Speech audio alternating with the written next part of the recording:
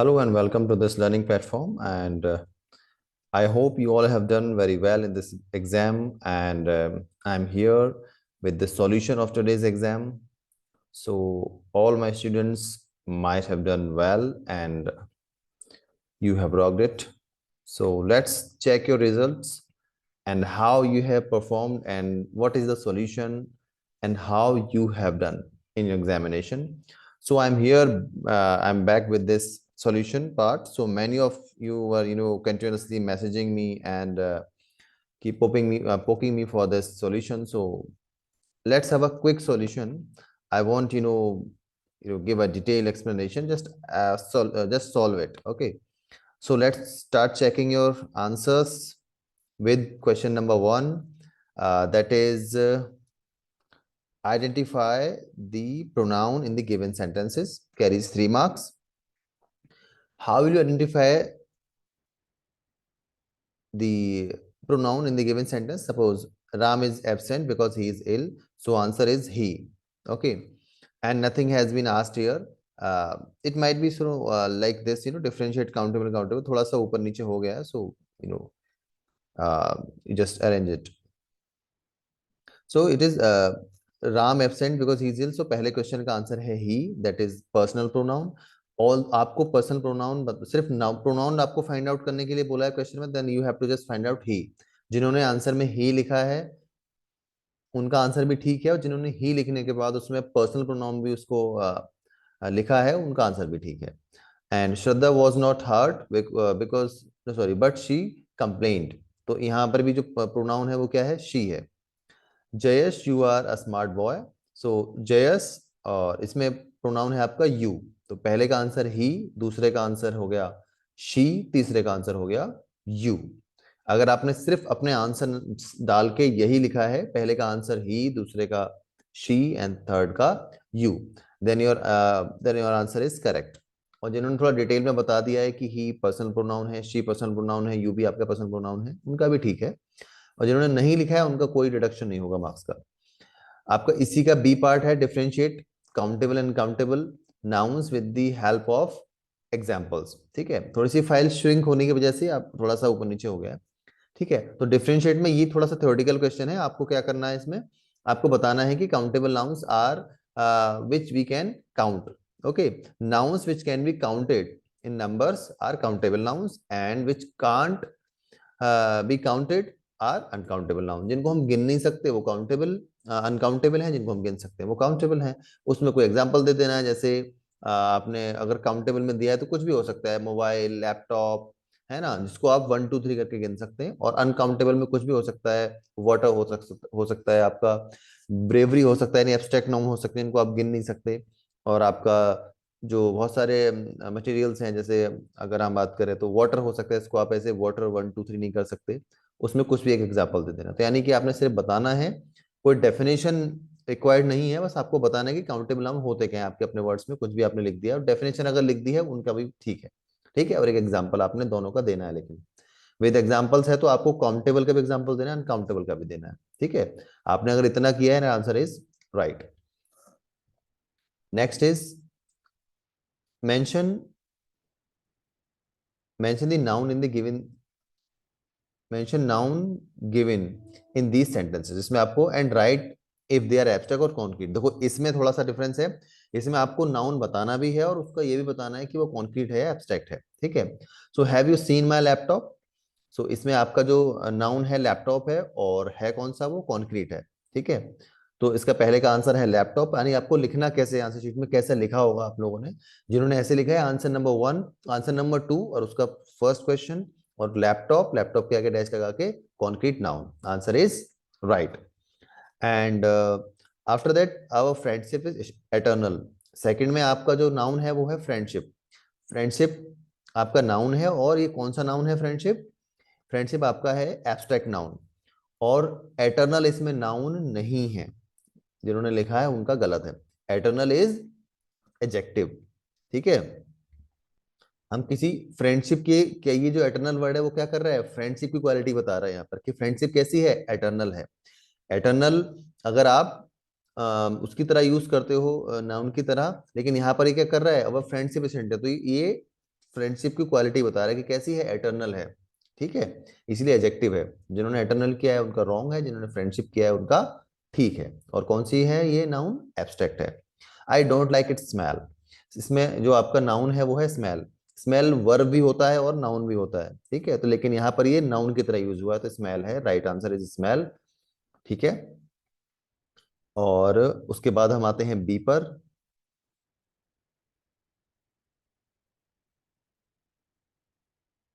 हाँ, B part is which is correct each sentence selecting the right article, zero article, मतलब ये कह रहे हैं कि जो राइट आर्टिकल लिखना है आपको फिल इन द ब्लैंक्स में, और सेंटेंस को रीराइट करके लिखना है। अगर कोई आर्टिकल नहीं है तो जीरो आर्टिकल आप इसमें लिख दोगे आंसर में, ठीक है। चलो देखते हैं क्या क्या है इसमें क्वेश्चंस। सेंटेंस क्या क्या है, the fund has been given by a MLA of our party. तो इसमें जो मिस्टेक है वो इसमें मिस्टेक है ए की। एमएलए क्या है, एम जो वर्ड है एमएलए, ये ए साउंड आ रहा है, और ए साउंड ये वॉवल साउंड है, इससे पहले एन आएगा। तो पहले का आंसर हो गया एन एमएलए, ठीक है। He is an one eyed man, तो एन नहीं आएगा, वन जो है साउंड वो कॉन्सोनेंट साउंड है, इससे पहले आ वन आइड मैन ही रहेगा, एन नहीं होगा। It is generally said that a lion is physically stronger than an tiger. Simple है ये तो बहुत, इसमें अगर जिन्होंने कुछ एक्स्ट्रा कुछ किया है तो उनका गलत जाएगा। इसमें कुछ चेंज नहीं करना है, सिर्फ इसमें एन टाइगर की जगह आर टाइगर करना है, क्योंकि एक जनरल बात जब कही जाती है तो उसमें हम दा का यूज नहीं करते हैं। ये जनरली बताया जा रहा है कि a lion is generally considered stronger than a tiger, एक टाइगर से ज्यादा पावरफुल माना जाता है। सो यही इसका आंसर है। इसमें एन की जगह, इस एन की जगह बस आपको ए लगाना है और आपका answer correct. Answer number three, three का ये explain subject verb agreement with the help of examples. Subject verb agreement आपको बताना है, होता क्या है कि subject verb agreement tells us about that number of subject must agree with the number of verb, ठीक है। कि जो सब्जेक्ट का नंबर है, नंबर से क्या मतलब, सब्जेक्ट सिंगुलर है या प्लूरल है, वो किससे एग्री करना चाहिए, वर्ब से। वर्ब भी उसके अकॉर्डिंग प्लूरल या सिंगुलर होनी चाहिए, जैसा कि सब्जेक्ट है, सब्जेक्ट सिंगुलर तो वर्ब भी सिंगुलर, सब्जेक्ट प्लूरल तो वर्ब भी प्लूरल, ठीक है। इसमें आपको अपने वर्ड्स में लिखना है, और लिखने के बाद आपको क्या करना है, उसमें एग्जाम्पल्स भी देने हैं। कोई भी दो एग्जाम्पल सब्जेक्ट एग्रीमेंट के आप उसमें दे सकते हो, ठीक है। एग्जाम्पल्स लिखा है तो एक से ज्यादा एग्जाम्पल देना है, ये फैक्ट ये है। अगर आपने एक लिखा है तो that is insufficient. Correct the following sentences and rewrite them, ठीक है। अब क्या करना है, इन सेंटेंस में करेक्ट करना है इनको और रीराइट करना है। ये सब्जेक्ट वर्ब एग्रीमेंट पे बेस्ड ही क्वेश्चंस हैं, जो रूल्स आपको पढ़ाए थे उन्हीं रूल्स पे बेस्ड है ये, ठीक है। Several activities besides writing keeps me busy. जब कभी देखो ये बिसाइड्स आता है, या देखो दूसरे में अलोंग विद है, ये टुगेदर विद है, ये रूल जो पढ़ाए थे सब्जेक्ट वर्ब एग्रीमेंट के, उसी में rule number I think third या फोर्थ है ये। तो जब भी बिसाइड्स आता है तो हम जो पहले वाला सब्जेक्ट होता है उसके अकॉर्डिंग हेल्पिंग वर्ब लगाते हैं, जो कि सेवरल एक्टिविटी, जो कि प्लूरल है, तो कीप्स नहीं आएगा इसमें, कीप आएगा। जिन्होंने कीप किया है वो रॉन्ग है, जिन्होंने कीप किया है इस कीप को, कीप्स को कीप कर दिया है वो सही है। तो पहला आंसर होगा इसका कीप, कीप्स की जगह कीप हो जाएगा। दूसरे में along with his students were present in the program, तो पहला जो सब्जेक्ट है इसमें टीचर जो कि सिंगुलर है, इसलिए इसमें क्या आएगा, वर नहीं आएगा, इसमें वॉज आएगा। क्योंकि बिसाइड्स, along with और टुगेदर विद जब किसी सेंटेंस में आते हैं, तो जो पहला सब्जेक्ट होता है उसके अकॉर्डिंग हम हेल्पिंग वर्ब लगाते हैं, इसलिए दूसरे का आंसर होगा यहाँ वर की जगह हो जाएगा वॉज प्रेजेंट, ठीक है। तीसरे में the leader together with his friends are going to prison, तो इसमें भी टुगेदर विद आ गया है, तो टुगेदर विद में भी पहले वाले सब्जेक्ट के अकॉर्डिंग हेल्पिंग वर्ब लगाएंगे, तो क्या आएगा इसमें, आर की जगह आ जाएगा आपका, आर की जगह आपका आएगा इज। लीडर है इसलिए यहाँ इज हो जाएगा। तो जिन्होंने आर कर दिया वो रॉन्ग है, जिन्होंने इज किया है that is right. Okay, answer number four, name the parts of speech the underlined words in the following sentences. आपको बस ये बताना है इसमें कि जो अंडरलाइंड वर्ड्स जहां जहां है ये कौन सा पार्ट्स ऑफ स्पीच है, ये नाउन है, प्रोनाउन है, वर्ब है, एडवर्ब है।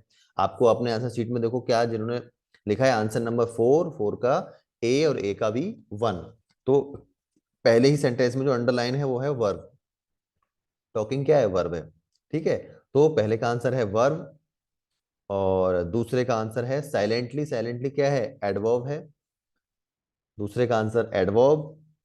तीसरे का जो आंसर है वो है आपका सम एक्सपेंसिव बुक्स। देखो नाउन है और उससे पहले एक्सपेंसिव, यानी कि कुछ महंगी किताब है, तो एक्सपेंसिव जो वर्ड हो गया वो क्या हो गया, एडजेक्टिव हो गया। ठीक है। और उसके बाद B part, underline the subject and predicate in the following sentences. ये बहुत मजेदार पार्ट है। इसमें पहले में गोल्ड शाइन्स, गोल्ड शाइन्स, सोना चमकता है, तो गोल्ड आपका सब्जेक्ट है और शाइन्स आपका इसमें प्रेडिकेट है। दूसरा है सिट डाउन, ये इंपेरेटिव सेंटेंस है, और इंपेरेटिव सेंटेंस में यू अंडरस्टूड है कि सब्जेक्ट है, तो इसमें सिट डाउन में यू आपका सब्जेक्ट है, बाकी पूरा सिट डाउन प्रेडिकेट है। ओके।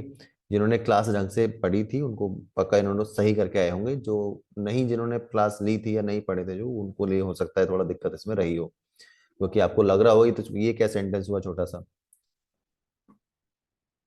इंपेरेटिव सेंटेंस में ऐसा ही होता है। थर्ड है उसका, जिसमें subject and verb, subject and predicate find out करना है। The train arrived on time, तो the train arrived on time, तो ट्रेन आपका सब्जेक्ट है, द ट्रेन आपका सब्जेक्ट है पूरा, अराइव्ड ऑन टाइम आपका प्रेडिकेट है। जिन्होंने ये किया है देयर आंसर इज करेक्ट। ठीक है। Rewrite the following sentences using appropriate forms of the verbs given in the brackets। ठीक है। he and I पहले का आंसर है was, दूसरे का आंसर है every year during the Holi festival the smoke, थोड़ा सा ये श्रिंक हो गया है, smoke of the village bonfires fills the sky, क्योंकि स्मोक है यहाँ पर subject, every year during the Holi festival the smoke, smoke क्या है, सिंगुलर है, यहाँ पर सिंगुलरली उसको काउंट करेंगे हम, तो फिल्स आएगा, फिल नहीं आएगा। वन फायर्स, भले से वन फायर्स है यहाँ, लेकिन आएगा क्या यहाँ, फिल्स आएगा। ठीक है। ठीक है। विलेज वन फायर्स मतलब जो गांव में होलियां जलती हैं, जो होली जलती हैं। ठीक है। तो अच्छा, यहाँ वन फायर्स है, ठीक है, तो यहाँ फिल आएगा। ठीक है। अगर यहाँ वन फायर होता तो, वन फायर बोलते हैं जो गांव में होली जलती है, आग जलाते हैं लोग उसको। अगला है give, give the meaning of the following words and use them in sentences. Accumulate, synonym antonym में शायद पहला या दूसरा ही वर्ड था ये। एक्यूमुलेट का मतलब होता है इकट्ठा करना, इसका मतलब है गैदर। किसी भी सेंटेंस में आप यूज कर देना है कि I have accumulated the courage to fight for good marks. और अगला है एब्सेंस, अगला है एब्सेंस। एब्सेंस का मतलब होता है अनुपस्थित होना किसी चीज में, मतलब आप एब्सेंट होना, लेकिन ये वर्ब नहीं है, ये नाउन है। ठीक है। जैसे कुछ भी सेंटेंस बन सकता है, in my absence students made the class chaotic. ठीक है, गड़बड़ी या शोर वोर मचाना, वो सब। ठीक है। अगला है सेक्शन बी, सेक्शन बी भी देख लेते हैं क्योंकि थोड़ा सा, देखो पहला क्वेश्चन है comment on the title of the story the eyes are not here. Comment का मतलब ही है कि आपको पूरा ये लिखना है कि आपको स्टोरी पढ़ के कैसा लगा। आप कुछ भी इसमें जिसने लिखा होगा, स्टोरी जिसने पढ़ी होगी, वो कुछ भी लिखा होगा कि स्टोरी बहुत अच्छी थी, ऐसा था वैसा था, हीरो ऐसा था, या ब्लाइंड था उसने ऐसा कहा, वो that that will be totally right. आपके जो अपने कमेंट्स हैं इसको लेके, वो यानी कि एक समरी टाइप, या आपके जो वर्ड्स में आप क्या बताना चाहते हो स्टोरी के बारे में, वो लिखा है, लिखना होगा इसमें। अगला तो बहुत सिंपल है ये कि I moved easily along with the berth and felt window ledge of the window was open and I faced it making pretense of studying landscape. I heard the painting of the engine, rumble of the wheels, and in my mind's eye I could see the telegraph post flashing by। तो पहला question है why is blind narrator doing the such activities, ऐसा अब मैं जो ऐसा क्यों कर रहा था कि वो इधर देख रहा था उधर देख रहा था, तो उसका आंसर होगा कि क्योंकि वो दिखाना चाह रहा था कि मैं अंधा नहीं हूं, he was trying to conceal his blindness. ठीक है। और अगला है कि वर्ड, जो पेंटिंग वर्ड है इसको यूज करना है। पेंटिंग का मतलब होता है हाफना, तो आप किसी भी सेंस में यूज कर सकते हो कि वहां इंजन के लिए यूज हुआ है, आप किसी भी चीज में इसको यूज कर सकते हो हाफने के लिए, कि I was painting while running, या जो well I was in gym, या और फॉर अ जॉगिंग, तो उसमें आप पेंटिंग को यूज कर सकते हो। पेंटिंग का मतलब होता है हाफना। और which words has been writer use to describe sounds, बहुत सारे साउंड्स के लिए इस पैराग्राफ में वर्ड्स इन्होंने यूज किए हैं। वो एक बार प्रीवियस स्लाइड पे चलते हैं हम लोग, बता देता हूँ कहाँ कहाँ किया है। देखो पेंटिंग में इंजन के साउंड के लिए क्या है, हाफने का साउंड। ठीक है। रम, ये देखो RUMBLE, ये भी साउंड के लिए यूज किया है। व्हील्स, ठीक है। तो ये दो वर्ड्स हैं जो साउंड के लिए यूज किए हैं। और तो इसमें कोई वर्ड नहीं है। हाँ यही है जो साउंड के लिए, I heard the painting of engine, the rumble of wheels, ये दो ही वर्ड ही हुए हैं, पेंटिंग एंड रमल, तो इसी में आपका ठीक हो जाएगा आंसर।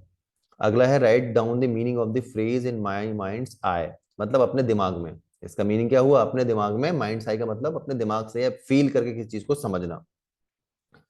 ठीक है, अगला है give the सिनोनियम of the following words, सिनोनियम study का हो जाएगा रीड, सी का हो जाएगा watch.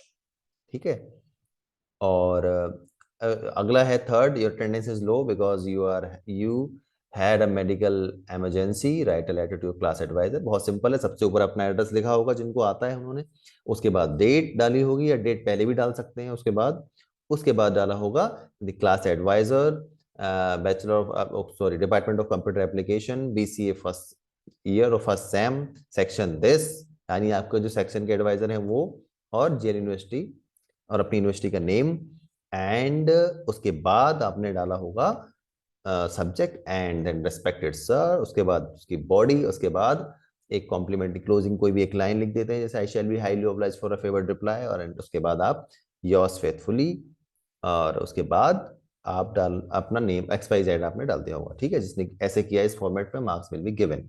So this was all the solution.